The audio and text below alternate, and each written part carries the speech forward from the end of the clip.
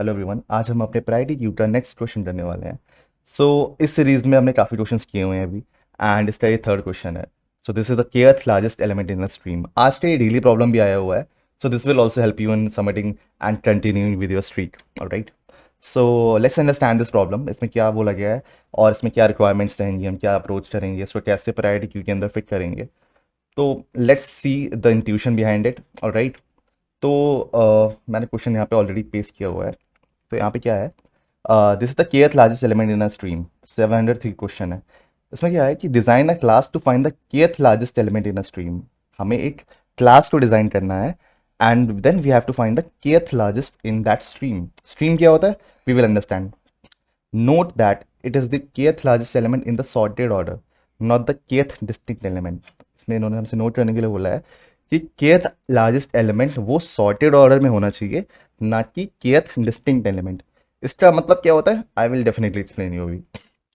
आगे हमें रिक्वायरमेंट्स हमने यहाँ पे मेंशन कर ली है कि हमें एक डिज़ाइन करना है क्लास को। लेट मी मार्क इट कि हाँ, हमें क्लास को डिज़ाइन करना है, समझ में आ गया। पर्पस क्या है हमारा, find the kth largest element in the sorted order. हमारा पर्पस ये है कि हमें केथ लार्जेस्ट एलिमेंट एक सॉर्टेड ऑर्डर में फाइंड करना है। सॉर्टेड ऑर्डर क्या हो सकता है, यहाँ पे अज्यूम कर रहे हैं वो कि मिनिमम से हम लार्जेस्ट की तरफ जा रहे हैं, बट मतलब एक्चुअली उनका अजम्पशन ऐसा नहीं है। इन्होंने बोला कि सॉर्टेड ऑर्डर कैसा भी हो सकता है, यहाँ पे स्पेसिफाई नहीं किया गया है, बट हम समझ लेंगे एग्जाम्पल से। Not the kth distinct element. अच्छा, इसका मतलब क्या हुआ, अज्यूम करते हैं कि कुछ ऐसा हमारे पास सीक्वेंस दिया हुआ है, 8 5 5 5। और राइट, एंड मेरे से बोला गया कि मुझे इसमें थर्ड लार्जेस्ट एलिमेंट चाहिए होगा। तो उसके अंदर थर्ड लार्जेस्ट एलिमेंट क्या होगा, ये ये ये। तो 5 इसका थर्ड लार्जेस्ट एलिमेंट हुआ। ऐसा तो नहीं बोला गया कि डिस्टिंक्ट चाहिए, मे बी ऐसा यहाँ पे होता कि 3 2 और 1 होता। तो अगर ऐसा दिया होता कि मुझे थर्ड डिस्टिंक्ट लार्जेस्ट एलिमेंट ला के दो, तो हाँ, मैं इसको एक ही बार काउंट करता, इनको डिस्कार्ड कर देता, फिर first largest, second largest, third largest, यहाँ पे थर्ड, ये 3 नंबर होता। तो ठीक है, यहाँ पे डुप्लीकेसी का केस तब बनता है जब डिस्टिंक्ट के बारे में बात नहीं करी जाती। अभी डिस्टिंक्ट के बारे में कोई बात नहीं हुई है, वी विल अज्यूम कि हम 5 को रिटर्न कर सकते हैं इवन इफ वो मल्टीपल टाइम्स अकर हो रहा है। ठीक है, गिवन क्या है हमारे पास यहाँ पे, चलो हमें पर्पस तो समझ में आई है, हमें करना क्या है। यहाँ पे गिवन क्या है, अ क्लास टेम्पलेट। हमें क्लास की टेम्पलेट दी हुई है, जिसमें एक फंक्शन है केथ लार्जेस्ट, एक कंस्ट्रक्टर मिला हुआ है हमें, जिसमें वो इनिशियलाइज करता है एक ऑब्जेक्ट को विद द इंटीजर के and a stream of integers nums. Stream of integer nums का मतलब क्या है कि हम वो अज्यूम कर रहे हैं कि नंबर्स आ रहे हैं कंटिन्यूसली, एंड हम उस कंटिन्यूस स्ट्रीम में फाइंड कर रहे हैं कि हाँ, कौन सा नंबर केथ लार्जेस्ट होने वाला है। We will look through the example, तो ज़्यादा समझ में आएगा। देन नेक्स्ट इज कि इंट और एड। ठीक है, एड फंक्शन क्या करता है, it adds a value to our stream. देखो, it appends the integer value to other stream and remove and returns the elements representing the kth largest element in the stream। ये वाला function क्या करता है, जब ऐड हम कोई करेंगे उस स्ट्रीम में वैल्यू, तो वो एक ये तो उस एलिमेंट को ऐड कर देगा स्ट्रीम के अंदर, फिर जो केथ लार्जेस्ट एलिमेंट है हमारे उस स्ट्रीम के अंदर, उसको रिटर्न कर देगा, क्योंकि इसका रिटर्न टाइप इंटीजर ही है। ठीक है, and let me show you that in the browser also. ये तो कंस्ट्रक्टर है केथ लार्जेस्ट। अगर आपने कंस्ट्रक्टर्स के बारे में पढ़ा है क्लास के अंदर, तो आपको अंदाजा होगा कि what does it do, it initialises the object. Object को वो इनिशियलाइज कर देता है विद द गिवन पैरामीटर्स। अगर हमने पैरामीटर दिया हुआ है तो पैरामीटराइज कंस्ट्रक्टर है, एंड उनके साथ में एक ऑब्जेक्ट को इनिशियलाइज कर देगा बाय सम डिफॉल्ट वैल्यू जो उसके अंदर पास की जा रही है। यहाँ पे बाय डिफॉल्ट जैसे इस एग्जांपल में क्या पास किया गया है, 3 and this nums array, 3 and this nums array. ठीक है, एक नम्स एरे दे के रखी हुई है 3, इससे ही वो बाय डिफॉल्ट इनिशियलाइज होगा जो हमारा पहला ऑब्जेक्ट बनने वाला है। तो मतलब इसमें इस एग्जांपल में के की वैल्यू 3 है और जो स्टार्टिंग की स्ट्रीम है वो 4582 है। ठीक है, and we will have to use this. तो इससे एक ऑब्जेक्ट हमारा इनिशियलाइज होगा, उसके अंदर हमें क्या करना है, वो इस ऐड फंक्शन से डिफाइन करेंगे। ठीक है, तो we understood this much. Alright, इतना तो समझ में आ गया है। कुछ एग्जांपल समझते हैं कि एग्जांपल्स क्या हैं। ओके, तो अब हम कुछ एग्जांपल्स देखने वाले हैं। तो ये हमारा पहला एग्जांपल को हम पिक कर लेते हैं कि केस मैं जैसे बोला था कि इनिशियलाइज हो जाएगा हमारा ऑब्जेक्ट। तो लेट्स अज्यूम कि ये हमारा ऑब्जेक्टिव स्पेस चल रहा है यहाँ पे, एंड एक डेटा स्ट्रक्चर हम मान लेते हैं कि हाँ, कोई डेटा स्ट्रक्चर ऐसा होने वाला है जिसके अंदर ये हमारी स्ट्रीम आने वाली है। ठीक है, तो अकॉर्डिंग टू देम हमें क्या करना है कि वो जब ऐड फंक्शन कॉल करेंगे, this is a function call. ठीक है, ये फंक्शन कॉल्स हैं यहाँ पे। इमेजिन उन्होंने ऐड 3 कॉल किया, ठीक, ऐड 3 कॉल किया, तो हमें क्या करना है कि we have to add this 3, हमें ये 3 को ऐड कर देना है इस डेटा स्ट्रक्चर के अंदर। कुछ भी हो सकता है, मुझे नहीं पता भी क्या है, 3 को उसके अंदर ऐड कर देंगे। एंड फिर वो हमसे क्या चाहते हैं कि मुझे kth लार्जेस्ट एलिमेंट रिटर्न करो अभी इस स्ट्रीम में जो भी है। तो ओके, मेरे लिए भी थर्ड लार्जेस्ट एलिमेंट यहाँ पे क्या है, तो मेरे लिए थर्ड लार्जेस्ट एलिमेंट यहाँ पे क्या होगा, सबसे स्मॉलेस्ट तो ये है, सेकेंड ये है, थर्ड लार्जेस्ट क्या है यहाँ पे, फोर्थ। तो मुझे यहाँ पे आइडियली फोर्थ रिटर्न करना चाहिए, है ना। फोर रिटर्न कर दिया मैंने, इमेजिन करो कि मैंने यहाँ पे फोर रिटर्न कर दिया।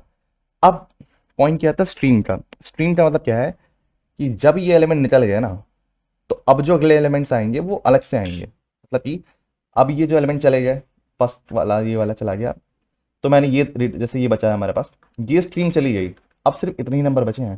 तो जो अगला नंबर ऐड होने वाला है 5, वो अब इनके साथ में ऐड होगा, बचे हुए इन एलिमेंट्स के साथ, इनका कोई बस अब एग्जिस्टेंस नहीं रहेगा, ठीक है, वो स्ट्रीम चली गई। यहाँ पे हम ऐसा अज्यूम कर रहे हैं कि ऐसे ही वर्क कर रही है इसके बिहाइंड द सीन्स में। तो अभी इसका आंसर क्या आएगा, फोर्थ, क्योंकि थर्ड लार्जेस्ट फोर्थ है, ठीक है, तो यहाँ पे लिखा भी है। देन वी ऐड 5, जब मैं इसमें 5 ऐड करूंगा, इमेजिन करो हमने इसमें 5 ऐड किया, तो क्या होगा कि कुछ ऐसा दिख रहा होगा, ये 4 4 5 8। नाउ अगर इसमें मुझे थर्ड लार्जेस्ट देखना चाहिए, थर्ड लार्जेस्ट इसके अंदर 5 है, तो 5 रिटर्न हो रहा होगा। जब मैं इसमें 10 ऐड करूंगा, तो फिर उसी हिसाब से मैंने बताया था ना कि एक एलिमेंट गायब हो चुका ऑलरेडी, तो फिर ये ऐसे हट चुका होगा, ये इसको यहाँ पे हटा चुके होंगे हम, ठीक है। तो ऐसे ही हम जितने भी एलिमेंट्स ऐड करते रहेंगे उस हिसाब से हमें रिटर्न होता रहेगा third largest element. It will always bring the third largest element, हमें हमेशा थर्ड लार्जेस्ट एलिमेंट मिल जाएगा। वो कैसे मिलेगा, मतलब ये तो एक्सपेक्टेशन बता रहा हूँ मैं, कैसे लाना है वो हम अभी आगे देखेंगे। उनकी एक्सपेक्टेशन क्या है कि जब भी तुम कुछ ऐड कर रहे हो तो थर्ड लार्जेस्ट एलिमेंट ही हमेशा हमेशा रिटर्न होना चाहिए। इस केस में भी थर्ड लार्जेस्ट एलिमेंट जैसे कि 5 होने वाला है, इसमें जब हम 10 ऐड करेंगे, ऐसे 10 ऐड करेंगे, तो थर्ड लार्जेस्ट एलिमेंट इस टाइम पे 10 रहेगा, मतलब 5 रहेगा सॉरी, क्योंकि ये दोनों एलिमेंट जा चुके होंगे उस टाइम पे। जब मैं यहाँ पे ऐड 8 ऐड, मतलब जब मैं यहाँ पे 9 ऐड करूँगा, जैसे यहाँ पे 9 आ जाएगा, तब यहाँ पे थर्ड लार्जेस्ट एलिमेंट क्या होने वाला है, 8, क्योंकि थर्ड लार्जेस्ट एलिमेंट ऑब्वियसली इस सीक्वेंस में 8 ही होगा। तो ये एलिमेंट की स्ट्रीम जा चुकी होगी, सिर्फ बची हुई स्ट्रीम में से हमें देखना है कि हाँ अब 3 कौन से हैं जो टॉप पे हैं, और उसका भी जो टॉप पे एलिमेंट रहने वाला है obviously that will be the largest element इन दो स्ट्रीम। तो ये हमें थोड़ा आइडिया लग गया कि करना क्या है। तो अभी हम इसके बारे में क्या सोच सकते हैं, तो think about a data structure that allows you to add the numbers dynamically, ठीक है। तो अभी हम एक ऐसे डेटा स्ट्रक्चर के बारे में सोच सोच रहे हैं यहाँ पे। Think about a data structure that allows you to add the numbers dynamically, ऐसा डेटा स्ट्रक्चर जो हमें एलिमेंट्स को ऐड करना अलाउ करता है dynamically and sorts it efficiently, और वो उसको एक सीक्वेंस में सॉर्ट कर देगा एफिशिएंटली, एक एफिशिएंट वे होगा कि वो एलिमेंट्स को हमेशा एक ऑर्डर में ले आएगा, ठीक है। ऐसा डेटा स्ट्रक्चर सोचना चाहिए हमें इस टाइम पे। Then allows quick access of the ordered elements, तो मान लो कोई डेटा स्ट्रक्चर हमने से चूज कर लिया एंड उसके अंदर मैं सारे एलिमेंट्स ऐड करता हुआ चला जा रहा हूँ, अब वो अपने आप से उसको सॉर्ट भी कर देता है, ठीक है, और मुझे बहुत एफिशिएंटली मुझे हमेशा उसको पिक करने का ऑप्शन भी देता है कि मैं कभी भी कोई भी एलिमेंट पिक कर सकता हूँ ईजिली, ठीक है, क्विक एक्सेस अलाउ करता है। तो हमने अभी जितना भी सीरीज में पढ़ा है, हमें इसके यूज केसेस भी देखे थे, एप्लीकेशंस भी देखे थे, तो हमें याद है कि प्रायोरिटी क्यू ऐसा है एक डेटा स्ट्रक्चर जिसमें हम डायनेमिकली एलिमेंट्स ऐड कर सकते हैं, वो अपने आप से शॉर्ट सॉर्ट भी करता रहता है efficiently, because n log n ultimately time complexity हो जाती है उसकी, एंड क्विक एक्सेस भी अलाउ करता है। टॉप एलिमेंट को एक्सेस करने के लिए मेरी टाइम कॉम्प्लेक्सिटी बीगो ऑफ 1 होती है, एंड अगर हमें एन एलिमेंट्स चाहिए तो ऑब्वियसली वो एन टाइम्स तो ट्रेवर्स करेगा ही, पॉप करेगा जब उनको एलिमेंट्स को, ठीक है। सो बेनिफिट क्या है इसका, elements are in the sorted order. इसका हमें क्या बेनिफिट मिल रहा है कि जितने भी एलिमेंट्स हैं वो सॉर्टेड ऑर्डर में होने वाले हैं, एक ऑर्डर हमें मिल जाएगा पहले से ही। Can push the elements in log के कॉम्प्लेक्सिटी, हम लॉग की कॉम्प्लेक्सिटी में कोई भी एलिमेंट को पुश कर सकते हैं, अगर एन एलिमेंट्स हैं तो फिर obviously that will notch up to the n log k, ठीक है। तो हम कॉम्प्लेक्सिटी एन एलिमेंट्स से लिए तो बढ़ ही जाएगी। Retrieval of the required elements, मतलब जो रिक्वायर्ड एलिमेंट है वो टॉप पे ही है, तो बीडो ऑफ 1 बेस्ट केस में तो ऐसा हो ही जाएगा।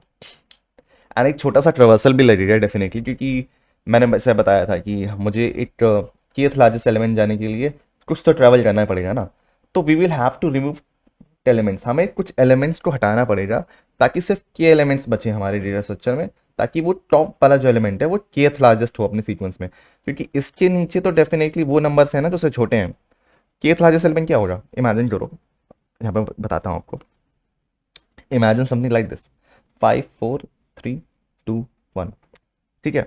अब समझना, कि इसमें केथ लार्जेस्ट एलिमेंट मान लो कि मुझे के स्ट्रक्चर 3 है, तो मुझे कैसे पता चलेगा केथ लार्जेस्ट कहाँ पे कैसा है?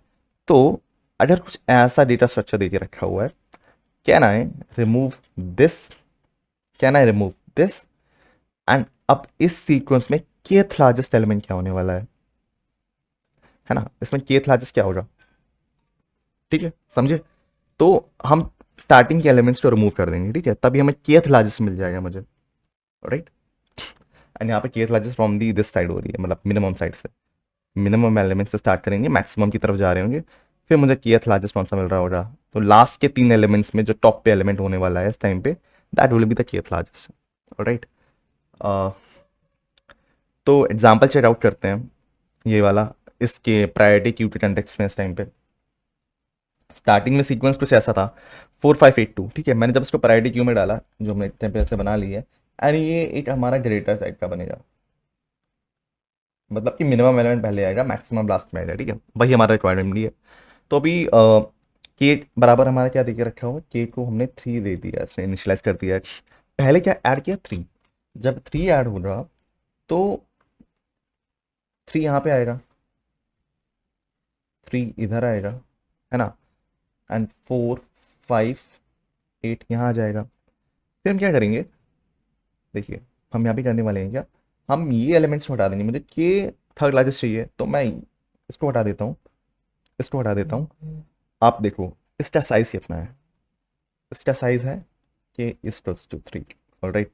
किसी भी कंटेनर के अंदर अगर मैंने कोई एलिमेंट्स डाल के रखे हुए हैं एंड मुझे पता है कि वो इंक्रीजिंग ऑर्डर में है और उसका साइज 3 है, तो आई नो कि जो थर्ड लार्जेस्ट एलिमेंट होगा इस एरे का, मतलब थर्ड लोएस्ट बोल सकते हो, लेकिन ओवरऑल तो थर्ड लार्जेस्ट, तो थर्ड जो एलिमेंट होने वाला है वो यहाँ पे ही होगा, फोर्थ होगा, मतलब ये फोर्थ होगा, बाकी ये फिफ्थ लार्जेस्ट होगा, ये सिक्स लार्जेस्ट होगा। नहीं समझ में आया? अभी बताता हूँ। This is third largest, this is fourth largest, and this is fifth largest right now, क्योंकि अगर ये फर्स्ट लार्जेस्ट होता, ये सेकेंड लार्जेस्ट होता, तो थर्ड लार्जेस्ट के लिए मुझे बस 3 एलिमेंट्स चाहिए अपने कंटेनर के अंदर, तभी मुझे फोर्थ लार्जेस्ट चाहिए होता, तो फोर्थ लार्जेस्ट यहाँ पे मिलता, फिफ्थ चाहिए होता तो फिफ्थ, और फिफ्थ के लिए मैं सिर्फ एक ही एलिमेंट छोड़ता, ये ओवरऑल साइज इसका कितना था? 5 था, तो मैं 4 एलिमेंट्स हटा दूंगा ना, तभी तो फिफ्थ बचेगा, फिफ्थ लार्जेस्ट। तो ये इस टाइम पे इंट्यूशन है हमारा कि ऐसे मूव ऑन करना है हमें चीज़ों के साथ, ठीक? ओके, अब मैंने अभी फोर्थ निकाल दिया आंसर इसका, फोर्थ निकाला यार। अभी ये ऊपर के नंबर जा चुके हैं, ठीक है, अभी ये हमारा टॉप यहाँ पे है, मैंने फोर्थ को रिटर्न कर दिया। अब क्या हुआ, अब ऐड 5 करो, ठीक है, 5 को ऐड करना है। जब मैं 5 ऐड करूंगा तो फिर ये 5 यहाँ पे ऐड होगा, 5 यहाँ पे ऐड हुआ, 8 यहाँ पे आ गया, टॉप वहीं पे है अभी भी। क्या बोल रहा है, अभी भी मुझे एलिमेंट्स हटाते रहने हैं जब तक कि सिर्फ के एलिमेंट्स ना बचे हमारे डेटा स्ट्रक्चर के अंदर, सिर्फ के एलिमेंट्स। तो मैं इसको हटा देता हूँ, अभी के एलिमेंट्स बचे हुए हैं, तो अभी टॉप पे रिटर्न कर दूंगा, टॉप एलिमेंट 5 आ गया, ठीक है। अब मैं इसे थोड़ा क्लीन कर देता हूँ,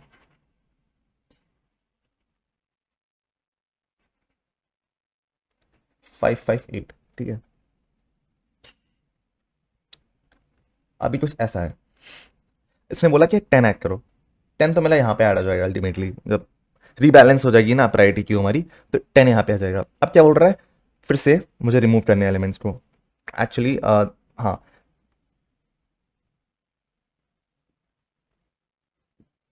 तो फिर से जब हम 10 को ऐड करेंगे तो हमारा रीबैलेंस हो चुका होगा, तो हम क्या करेंगे, इसको हटा देंगे यहाँ से टॉप से, ठीक है।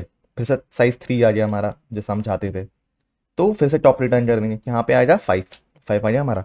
फिर मैंने क्या 9 को ऐड किया, 9 will be added after this, rebalance होगी फिर से मैं टॉप एलिमेंट को हटा चुका हूँ, मतलब कि इसको भी हटा दिया होगा। अभी टॉप पे क्या बचा है 8, तो 8 हमारा आंसर होगा, ठीक है।